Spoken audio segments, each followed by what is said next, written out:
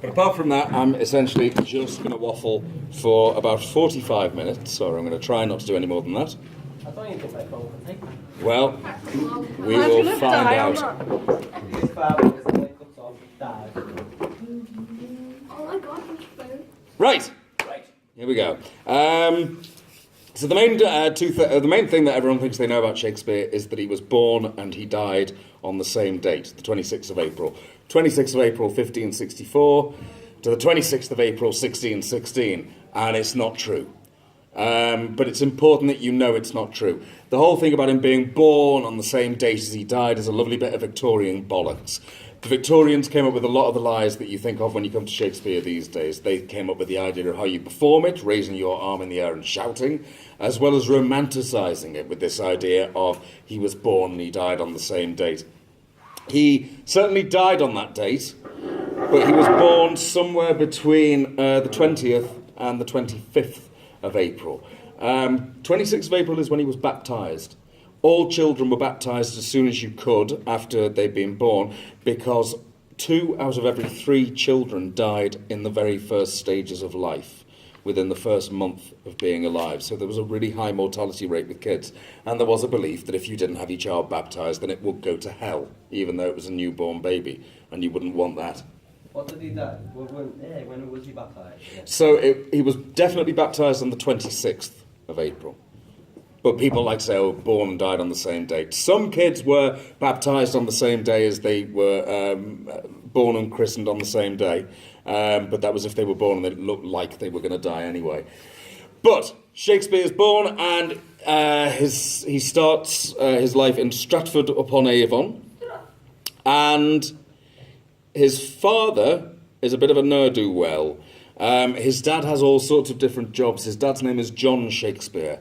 John Shakespeare is a town alderman, which is a bit like being a council in the city council. But he's also a wool merchant, and wool is a really valuable commodity at the time, but you're only allowed to buy and sell in tiny amounts, and he used to just buy and sell as much as he wanted, which is very illegal. And he was also fined on occasions, for example, one time on Henley Street in Stratford-upon-Avon, when he left a 7-foot-tall pile of animal shit at the end of the street. And just left it there, and was fined for that. And he went from job to job, always slightly dodgy, and eventually he was struck off from being a town councilman. At one point he was a glover, which literally meant he made leather gloves, and his son would have started working for him as a glover as well. The most important thing, though, and it influences Shakespeare a lot, is to do with religion. The Shakespeares are an old Catholic family. But you probably all know the whole thing about Catholicism and how that goes wrong in this country. You've got Henry VIII on the throne, married to a woman called Catherine, but he wants to divorce her and get together with Anne Boleyn, but the Pope says, no, you can't. So they argue backwards and forwards, and eventually he closes down the Catholic Church in this country. It becomes illegal to become a Catholic, and he sets up the Church of England instead. So for Shakespeare and his family, it was completely illegal for them to practice their faith. And he writes an awful lot in a lot of his plays about what it is like to have society turn on you because of your faith. If you think about The Merchant of Venice, Shylock is singled out because he is different to do with his religion. You get people who are Othello. He's different because of his faith, his colour, his background. So Shakespeare's constantly writing about the things that affected him most as a Catholic. Shakespeare would have had a really good upbringing in terms of education. Everyone did, or rather all males did. Girls did not. Girls stayed at home, and girls would have been taught cooking, cleaning, sewing, and wifely duties. Wifely duties are basically how to have sex with your husband. Men, on the other hand, boys, would have been educated really well at school. The school academic day went from 6 in the morning till 6 at night. 12 hours a day with a 1-hour break, 6 days a week. And you would have had maths, geography, or what they knew of geography at the time. You'd have had religious studies, Latin, and English literature. And you would have been educated like that until the age of 14. And the way that they decided if it was a suitable thing for you to leave school, to graduate from school or not, is you had to recite from memory the entire of the Old Testament of the Bible in English and in Latin. So essentially, word for word recitation off the top of your head, which would last about 3 to 4 hours. If you could do that, you could then leave school. And that's where Shakespeare would have learned all the stories that he then adapted later on. And it's why actors at the time had such bloody good memories. Their memories were absolutely fantastic.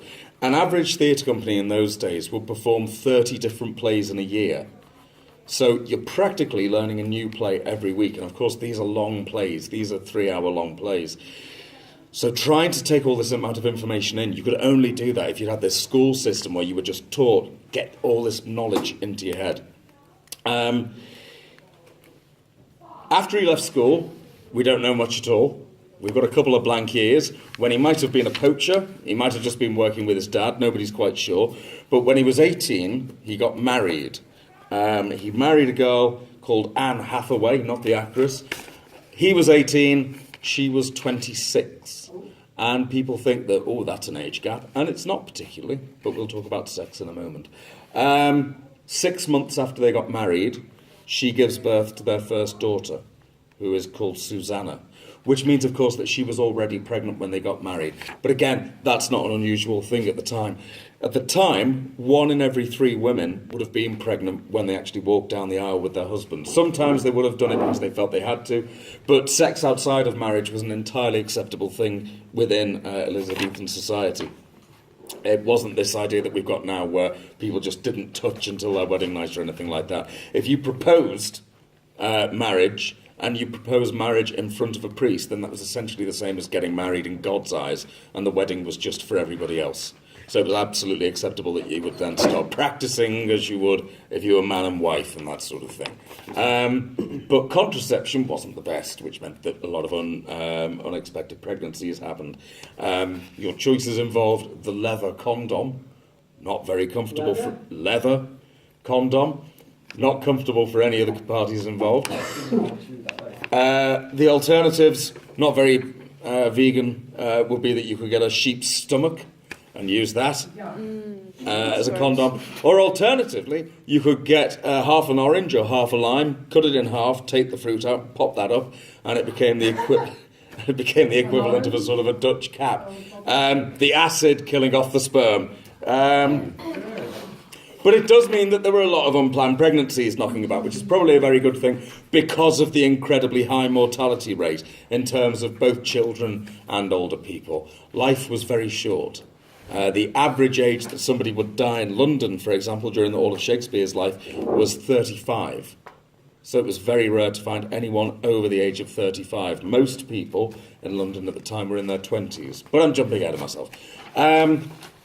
So the other thing that we know about Shakespeare is that at some point in his young life, a group of people called the Lord Chamberlain's Men came to Stratford-upon-Avon. And the Lord Chamberlain's Men are going to have this big influence on him because they're a theatre company. Stratford didn't have an established theatre of its own, but it had travelling theatre companies. Theatre companies would travel all across the country for specific reasons, though. Normally they were centred in places like London, but London theatre would occasionally have to stop. And the reason it normally stopped was because of the plague, the Black Death. The Black Death is the thing we talked about in your first week. The idea of ring a rose, it's a pocket full of posies. That's not true at all. That's a nursery rhyme from the 1920s. The Black Death was an airborne virus that would make massive buboes or spots grow under your armpits and in your groin, and they would swell and swell and swell until they exploded, sometimes just causing your body to just rip open with the force, and you could just bleed out from that. Survival from it wasn't impossible. 1 in every 4 people would come out the other end of the bubonic plague, but it was completely haphazard. Nobody knows why certain people survived, why other people didn't survive. But the bubonic plague still does exist, and it naturally occurs as well in water. There's a well in Scotland which has bubonic plague virus growing in it, and there's nothing they can do. And if they try and seal it, it might seep into the water supply, so it just sits there outside Glasgow. I thought it was due to fleas. That's how the actual virus can be transmitted, which is a bit of a bitch, because the first thing that everybody blamed was cats. And they get rid of them. And they get rid of the rats and therefore the fleas. But so when the plague would ever break out for the first few times, if you owned a cat, your duty, and you were a traitor if you didn't do this, was to take it to a man who would strangle your cat and then give you 2p in return for that. So eventually London ends up with no cats whatsoever, and it still has plague. So they go, shit, that obviously wasn't what it was. What can it have been? Must have been Jews. So that's the next thing that they go for. So Jewish people are either banned outright or allowed to stay if they start paying a special Jew tax. Yeah, it's amazing, isn't it? If they didn't pay the Jew tax and if they didn't leave, then we would concentrate them in camps. So we kind of came up with that idea, not the Nazis in World War II. But one of the reasons why theatre companies will go travelling about is because of the bubonic plague. And so the Lord Chamberlain's men turn up in Stratford-upon-Avon, and that's the first time Shakespeare would have seen a play professionally performed. Plays were performed just by members of the public at certain times of the year, Easter and Christmas. So a nativity play might be put on. And if you were very lucky, you'd be in the Easter play where they would stage the crucifixion of Jesus, but they would actually crucify you. They would nail you up to a cross. Who'd want that part? Well, everyone would want that part because you're being Jesus. You're essentially going to get into heaven, definitely. And if the nail's rusty and you die of blood poisoning, you were guaranteed to get into heaven at that point. At least that's what the church said. The church was all powerful at the time. They're a bit thick, the church, aren't they? Sorry, huh? Well, you're in a lot of piercing. A piercing? Piercing. Yeah, but... Oh, no, it's Jesus, though. But are you still in the form of God? It doesn't matter to them. No, you can be Jesus because He's what you're God's doing is body. educating them. If you're educating people, that's fine. Plus, the church were quite happy to say that's fine with us. They just make their own rules up. Well, it's not just that they made money out of it. They made money out of it as well as rules. So to watch that play, you would pay, and that money all went to the local church. The churches ran a brilliant racket at the time. So, for example, you weren't allowed to eat meat on a Friday. But on the other hand, if you had a chicken that you wanted to eat on the Friday, if you paid your priest, he would come round, he would bless your chicken, say it was now a fish, and you could eat it. All of this, though, but you've got to pay for this privilege. So, Shakespeare's at home having seen these people, and he's got his wife and his daughter, and then he has another 2 kids. He has twins with his wife, called Hamnet, not Hamlet, Hamnet and Susanna. And then suddenly... Another one? Just called Susanna. Sorry, Judith. Judith and Hamlet. Bloody hell. I'm rushing. Hamnet. Hamnet. Was it a boy? Yes. So they had Sounds like a rabbit, isn't it? Okay, go on. So? fraternal twins then. Oh, he was at it a lot more than that, though. We're going to come to that. And then eventually, Shakespeare then ends up in 1592 in London.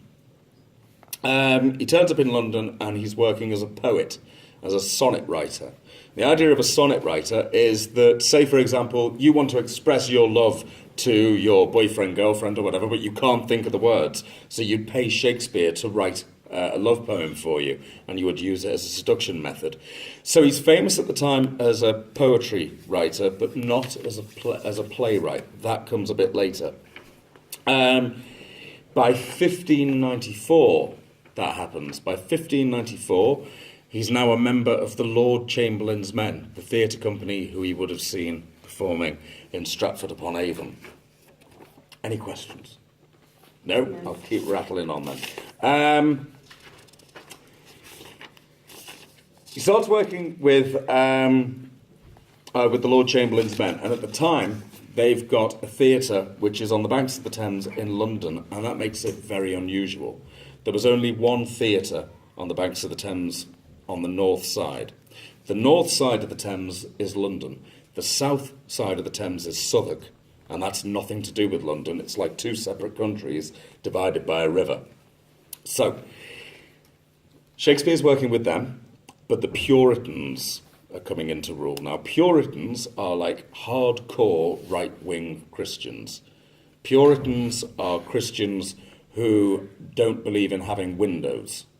Because if you've got a window and and you look out of it and you think, oh, it's a nice day, you weren't thinking about Jesus dying on the cross.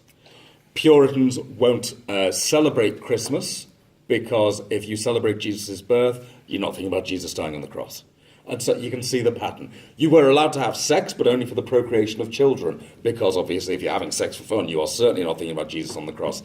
And you had to announce the details of your cycle to your local priest and your intent to have a baby. So the church were keeping their eyes on that as well. That's just gross. Oh, yes. So, I don't know, see these priests now? oh, they really are. So, the church absolutely controls the north side of the Thames in London. And the building, the theatre, which the Lord Chamberlain's men are renting, is on land which is owned by a Puritan. And he gets the idea into his head that he really doesn't like actors anymore. Obviously, Puritans, if they don't like any of the other stuff, they're not going to like actors. At the time, to be fair, if I had 2 children, I would much rather that at least one of them became a prostitute than an actor. Because prostitutes had healthcare, free. Prostitutes could get insurance on their jobs. Prostitutes were generally regarded as much better in society than actors. Actors were the lowest of the low. So, one day, this Puritan who owns the land that the theatre is on puts the rent up by 600% overnight. Now, that's a massive amount. And, of course, the Lord Chamberlain's men, even though they are the most established theatre company in the whole of London and Southwark, they simply can't afford it. So they come up with an idea. You see, the thing is, the land is owned by the Puritan, but they discovered that the building isn't. So what they do is a letter arrives addressed to this Puritan. And the letter claims that it's from the Puritan man's mum's doctor. And it's saying, your mum's really ill, she's going to die. If you want to see her, you better come and see her now. His mother lived up near Crewe. So he got on his horse and he goes up 3 days' travel and he gets to see his mum, and his mum's absolutely fine. Doesn't know what this is about. Don't know what this letter's about. No idea at all. So he gets back on his horse and he's got another 3 days' trip down to London. So he's been away 6 days because of this letter. The letter came from William Shakespeare.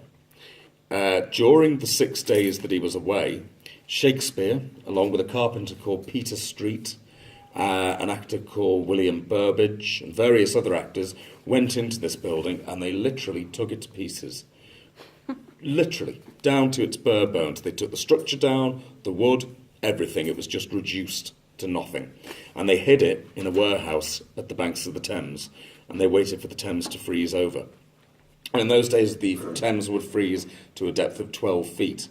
So you could have parties on there, you would have festivals on there, they would parade elephants on the frozen Thames, and they'd have fires. So it wasn't any problem then to load the theatre onto sledges, and in the middle of the night, in 1599, transport it over to the other side of the Thames. Then they waited for a thaw, Thames starts flowing again, and they simply put the theatre up directly opposite this Puritan's house. So one day he comes out, and there's his building, and he can't do anything about it, because he doesn't live in Southwark, he lives in London, and the laws are different. So they literally stole the theatre, and they called that theatre the Globe. And when you go to the Globe, the new Globe to this day, they hate you telling that story because, again, they like this Victorian ideal of who Shakespeare was because it looks good for the American tourists, essentially. Really, he was just an arsehole. Well, he was, yeah. He was a theatre-stealing, unfaithful, pot-smoking, tax-evading, never paid tax, bit of a tool. Yeah, but a very good writer. We all have a friend like that. Oh, we do. It's not only me.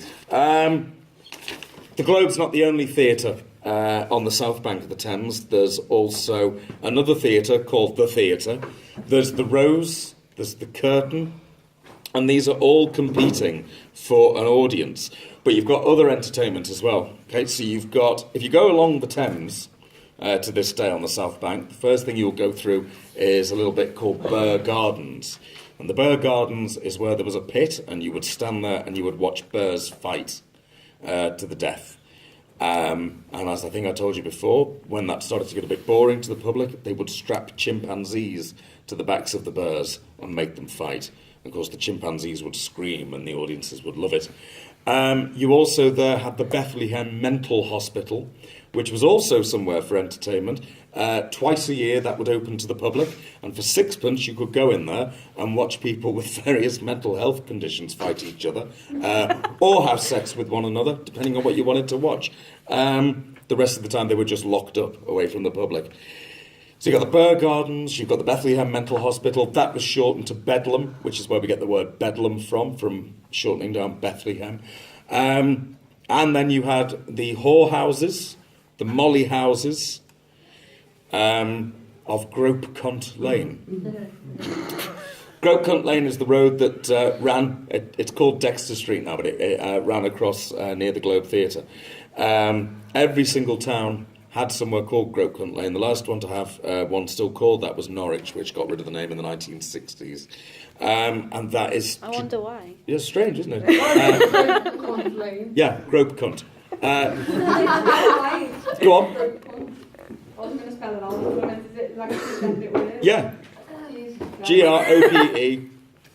Yeah, that's exactly what it is. We don't know with them houses, what was on that street then? Well, we do, and everyone could go down there. So you had... Still called fuck you and all That's, well, yeah, it's why in Scotland there's a beautiful little village called Twat. It's a lovely place. Don't play this to your parents. So, anyway, right, so you've got Grope Cunt Lane, and down there are both the whorehouses and the molly houses. A whorehouse is where anyone, a man or a woman, would go to sleep with a woman. A molly house is where anyone, man or woman, would go to sleep with a man. You can do that in the strip club if you've got money. You can. So, a molly house is where you go to sleep with a male prostitute. The most famous one down there was called the Cardinal's Hat, which was called that for two reasons. Firstly, to take the piss out of the church, who were the most corrupt people and who would frequently travel over to Southwark to use the facilities. But it's also because of the picture outside. They used to have boards a bit like a pub. And if you look to this day at a picture of a hat that a cardinal wears, there is a remarkable similarity to the head of an erect penis in the shape. So it's called the Cardinal's Hat. You've got the whorehouses, you've got the bear-baiting pits, you've got lots and lots and lots and lots of pubs, and you've got the theatres. Theatres were all basically outdoors. Okay? That's a really important thing to think of. They were built, if you think of how the Globe is now, with a large open circular courtyard, and you could stand there for a penny to watch a play. There was only one door in and out of the Globe. So if you imagine if you need a wee and there's about 7,000 people watching a play, you're not going to lose your place, which is why the floor of the Globe was just covered in straw, because people would just piss where they stood. It's also one of the many reasons that women had big hooped dresses in those days and no knickers, because you could just pee where you were stood and nobody would really know. Isn't it a brilliant idea? Superb. However, if you didn't fancy doing that, or if you needed a number two, then you could signal to the chap who walked around with two buckets. He would come over to you with his two buckets, and he'd put one bucket down, and he had a big cloak. So you'd squat over his bucket, and he'd do that and cover you, and you'd do what you needed to. And then he'd unveil you again. And then he'd get his other bucket, you'd drop a penny in, and that's why we say to spend a penny to this day. You would pay 1 penny to pee in his bucket. Be bad if you mix the buckets. It wouldn't be so good then, would it? Oh, God. Yeah, okay. So, if you wanted to be in an audience at the Globe, 1p to stand, 2p to sit, 3p to sit with a cushion. The very best seats in the Globe Theatre, though, well, I say best, the most expensive seats in the Globe Theatre were the Lord's boxes, which are, if I was on stage right now, the Lord's boxes would be directly behind me, either side of the famous balcony used in things, and they're looking onto the back of the stage. So they can't see the actors' faces. They can't see anything. But, of course, the audience can see them. And as you'll all know from going to the theatre, the first thing that you do is you clock who's in the boxes, and you hate them. Because they are only there, because the view is crap. They are simply there so they can be noticed. And it was exactly the same back in the day at the Globe. Plays at the Globe started at 2 o'clock in the afternoon, because that's when the sun was pointing directly at the stage to give you the best light. and there were 4 flags that they would fly at the Globe to tell you whether you were watching a comedy or a tragedy or a history play or a romance play. You can find out those colours, and you can certainly include them in this essay. I know them. Good. Excellent. The Globe Theatre, unlike theatres now, didn't have much scenery or props or anything like that. We've got a list of props, which may be worth, when you're coming to do this essay, having a look at. It's online. It was written by a man called Henslow. Henslow's Diary, it's referred to as. Henslow writes a lot about everyday life in the Globe, and he lists at one point every single prop and costume they own, including one cloak for the purpose of becoming invisible. I would love to know what it was. Don't know. Nobody knows, for a very good reason that I'm about to come to in a minute. So what you used was verbal scenery. Verbal scenery. That's why in Shakespeare plays people will come on and tell you what's going on. Start of Romeo and Juliet, in fair Verona where we lay our scene. They didn't have backdrops or anything like that. They simply would say, we are in fair Verona at this point. It's called verbal scenery. So 2 o'clock the plays would start, and it was an all-male cast. Okay? No women were allowed on stage. We would allow women to be prostitutes. That's entirely acceptable, but women were not allowed to go on stage. Being an actor was not a very respected thing, and it was believed that if you acted, then the next thing that happened was buggery, and we don't want that to happen to our daughters.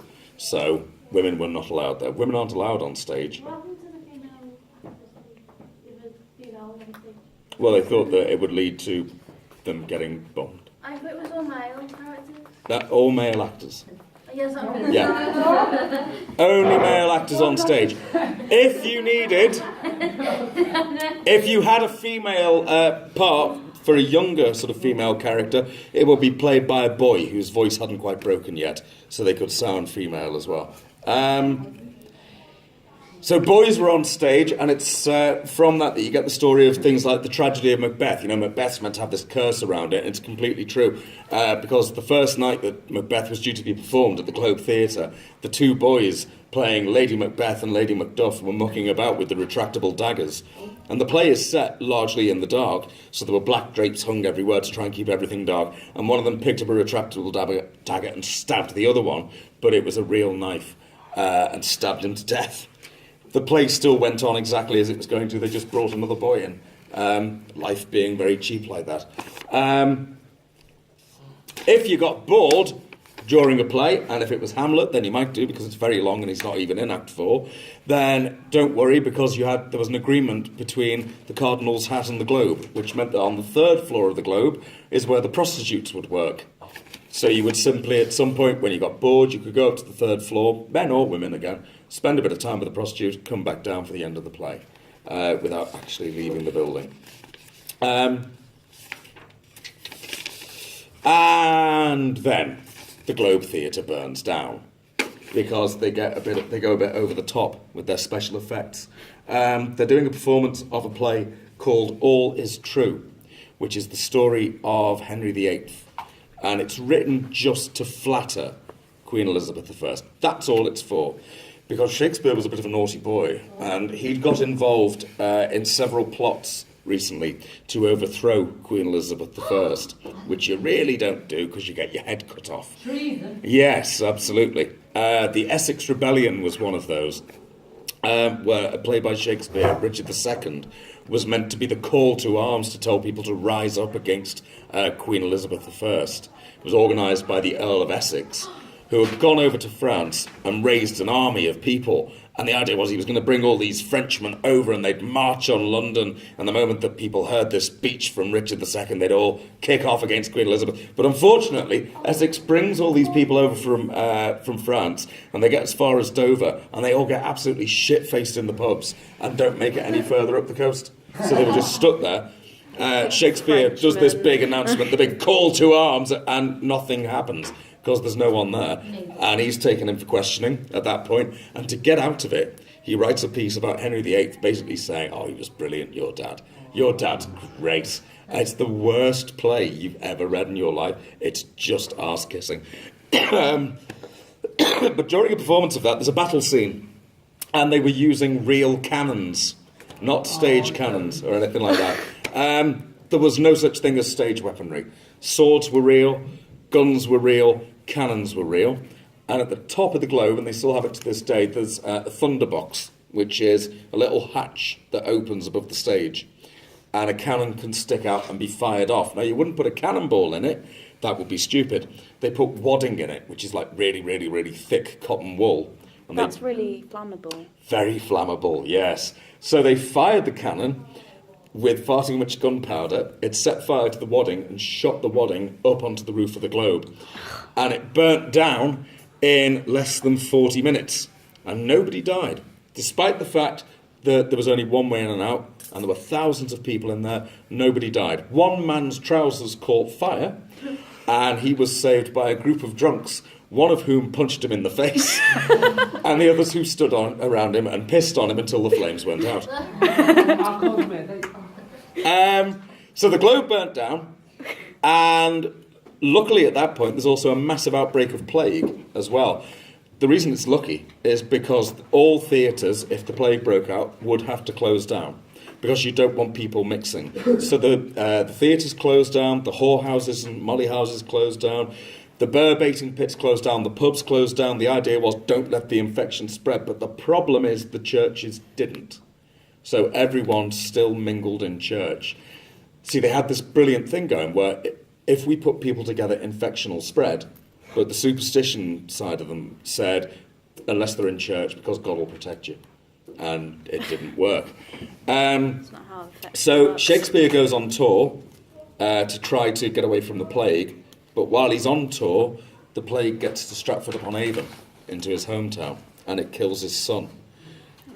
1 in 3 people living in Stratford at the time are killed in 6 months by the plague.